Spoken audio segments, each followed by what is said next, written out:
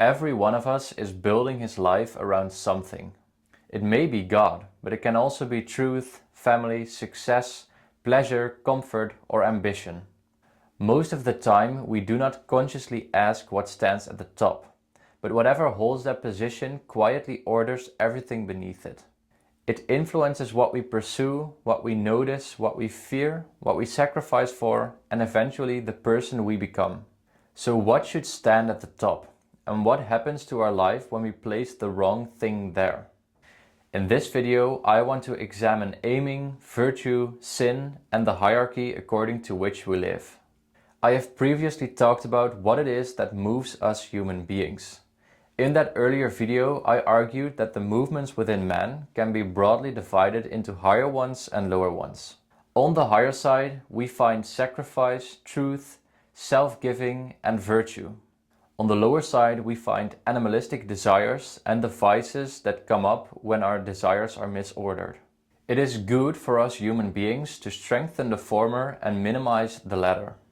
That conclusion is hardly groundbreaking. It has stood at the center of moral thought for at least 2 millennia, especially since the revelation of God through the Old Testament prophets and eventually through Jesus Christ. And yet, several questions remain. What does it actually mean to aim at something? What happens when we have multiple aims which need to stand in relationship to each other? What stands at the top of this hierarchy of aims? Where does virtue fit into this structure? And what happens to this structure when we sin? To answer these questions, we first need to understand what aiming does. In the simplest sense, aiming means directing oneself toward a particular end or goal. Yet an aim does more than just give us something to pursue. It also changes the way we perceive the world. Suppose that I want to write something. I take a piece of paper and a pen, and because of that aim, the pen becomes a writing tool, and the piece of paper becomes something which can store my thoughts. In themselves, however, they are just combinations of materials. It's only because of my aim that they possess this particular meaning to me. Without the aim of writing, they would just be objects in my surroundings. An aim, therefore, organizes the world around us. Once we direct ourselves towards something, our surroundings begin to appear as a collection of things which either help us get to the goal, obstruct us, or remain indifferent to us. This also explains part of what people experience when they speak about manifestation. Manifestation often consists of repeatedly directing ourselves toward a particular end.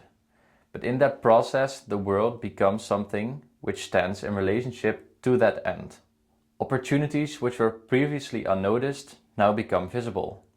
Obstacles which had previously gone unnoticed now become clear to us. But the world itself has not necessarily changed. It's just the way of perception which has changed. Our aims influence what we notice, what we ignore, what we experience as useful, and what we experience as threatening. They determine more than where we're going. They also shape what we see along the way. In the meanwhile, I've shoved the pyramid off the board so I can write bigger. Okay, so let's move on to having multiple aims, because human life contains multiple aims.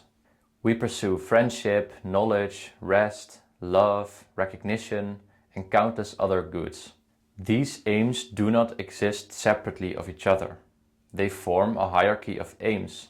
Before looking at that hierarchy, we need to distinguish between an end, a means, and an action. An end is the thing that we want to get to. A means is the path chosen in order to reach that end. And individual actions are the things which make up the means. Suppose that I want to pass an exam. The exam is the end goal. Studying is the means by which I get there. But the actual reading, making notes, highlighting things, those are the individual actions which make up that means. And yet passing one exam probably isn't my final aim in life. I may want to pass that exam because I want a degree. I may want a degree because I want to discover truth, develop my abilities, or fulfill a vocation. This means that one aim can function both as an end and a means. Passing an exam is an end in regards to studying, but it's also a means in regard to getting a degree.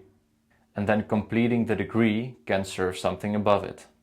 We can uncover this structure by repeatedly asking why. When we do this, we continually get one step higher up the hierarchy.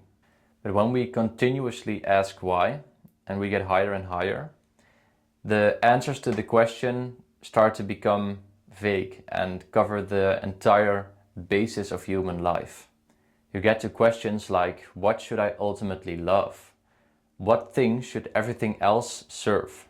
Or maybe even, what kind of end could make my life worth living? At the bottom of the pyramid, we find simple aims which correspond to simple actions. Higher up, we can find education, vocation, family, and holiness. And at the summit stands the fundamental orientation of our whole life. Understanding this structure reveals something important. Not every aim holds equal weight.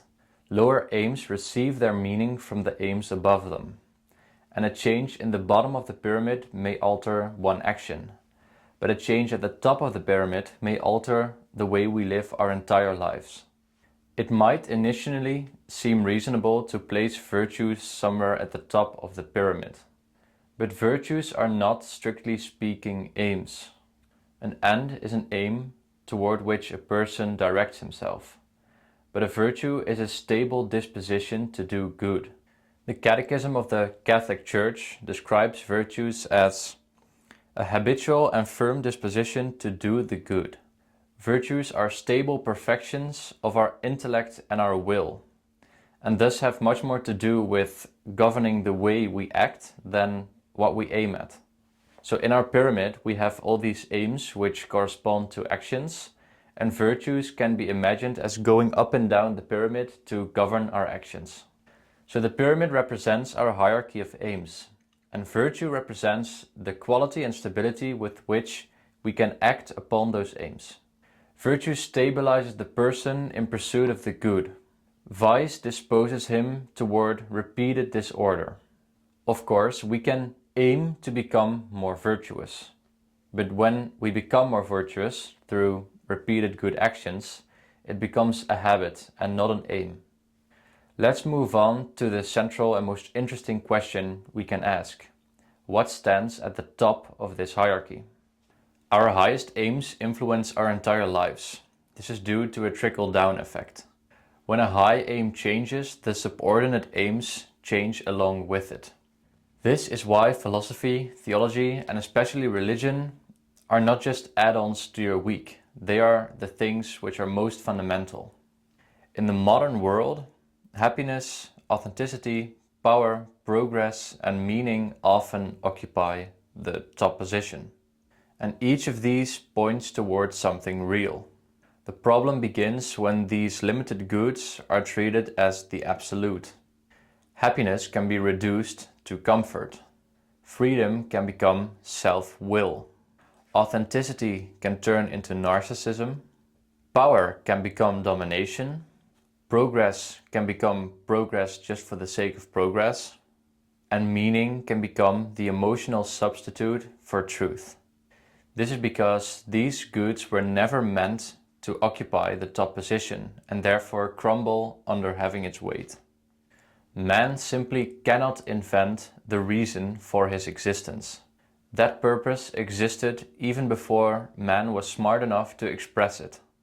God created man with a purpose, whether the person accepts this or not. We can look to the words of Christ himself when he is asked this particular question.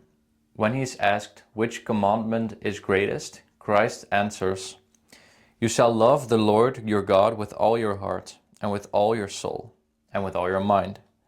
And the second is like it. You shall love your neighbor as yourself."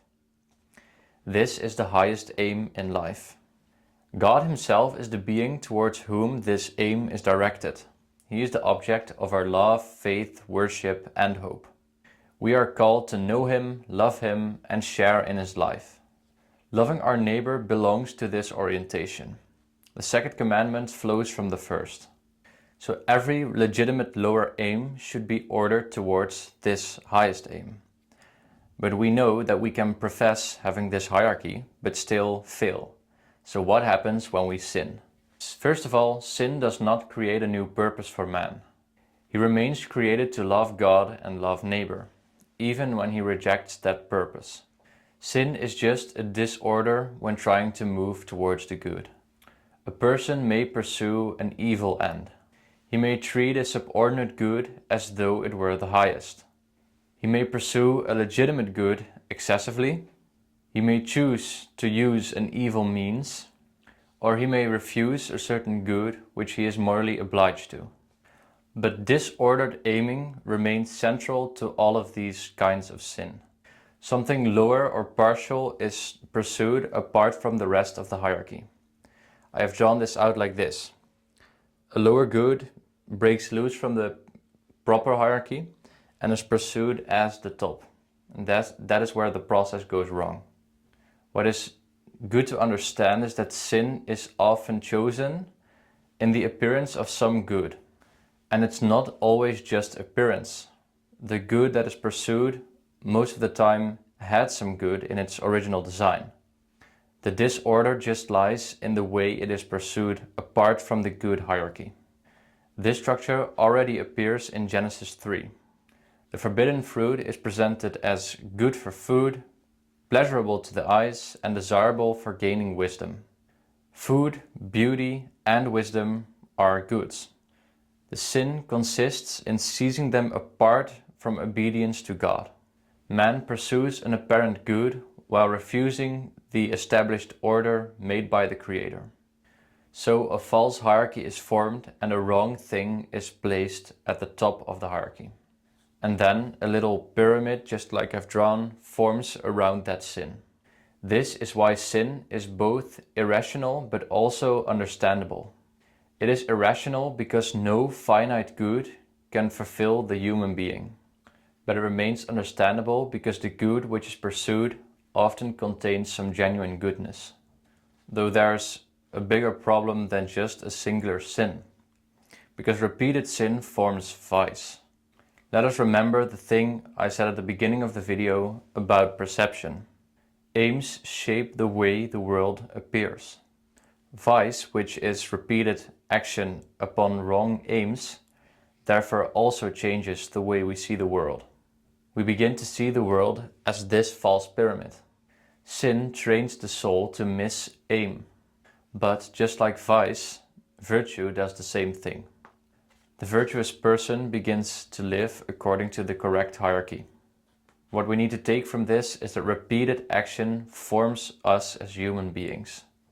But if this is the case and we sometimes make false hierarchies, what do we do?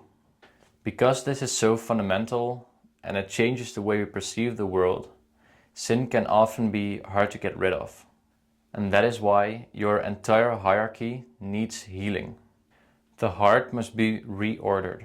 Our intellect must be illuminated. Our will must be strengthened. And the passions must be integrated correctly. This healing and this grace is part of what Christ came to accomplish.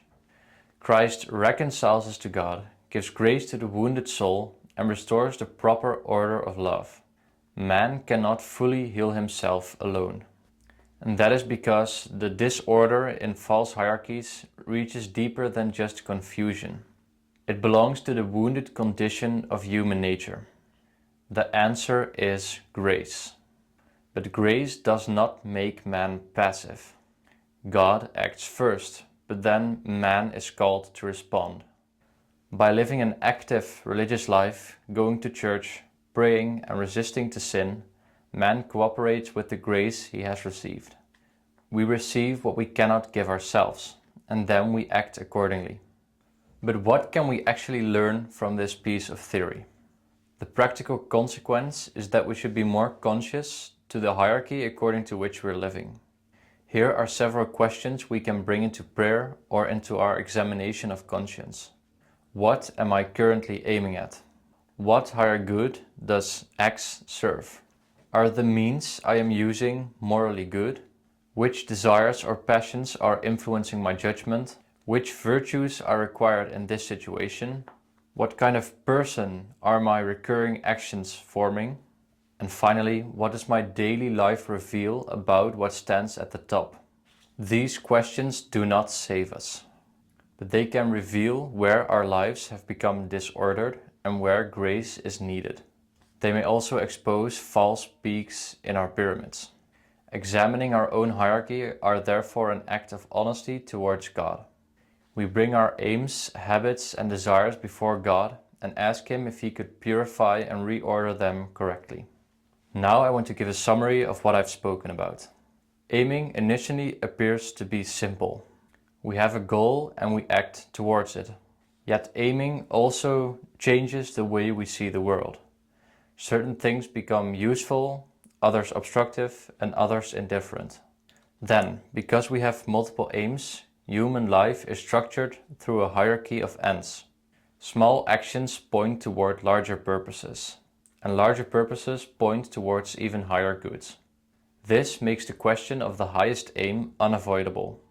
The Christian answer is that man ought to love God and ought to love his neighbor as himself. Each lower aim should be structured towards this.